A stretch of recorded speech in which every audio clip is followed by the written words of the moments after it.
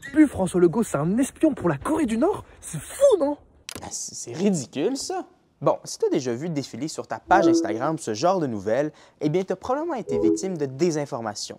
Bon, je pense que tu es familier avec ce mot-là, mais au fond, c'est quoi la désinformation et comment on s'en protège? Bon, avant de te parler de désinformation, je vais t'expliquer à quoi ça sert d'être bien informé. Pour René Lévesque, être informé, c'est être libre. Ce qu'il voulait dire par là, c'est qu'en étant informé, tu peux être conscient du monde qui t'entoure et de te former ta propre opinion.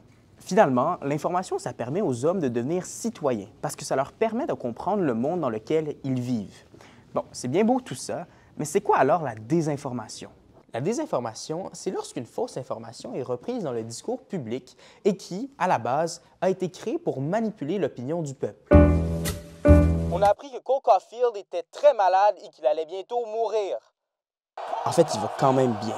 En gros, c'est le principe du téléphone arabe. Donc, le fait qu'une information choquante mais mensongère va être reprise par plusieurs personnes pour devenir en fait une rumeur. Bon, tu vas me dire que c'est pas si grave de penser que Cole Caulfield est malade, mais détrompe-toi. La désinformation, ça peut avoir des conséquences beaucoup plus grandes que tu le penses. Par exemple, en 2016, il y avait une fausse information comme quoi il y avait un réseau de pédophiles dans le sous-sol d'une pizzeria à Washington. Résultat, un homme qui a trop pris au sérieux cette information s'est pointé sur place avec un fusil à la main dans l'intention de sauver des enfants.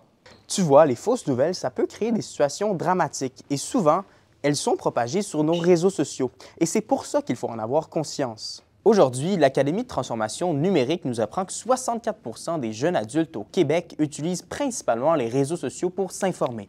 C'est beaucoup. Alors, on ne te dit pas d'arrêter totalement d'aller sur les réseaux sociaux, mais plutôt de garder plusieurs éléments en tête. Premier point, vérifie la source, d'où provient l'information. C'est essentiel.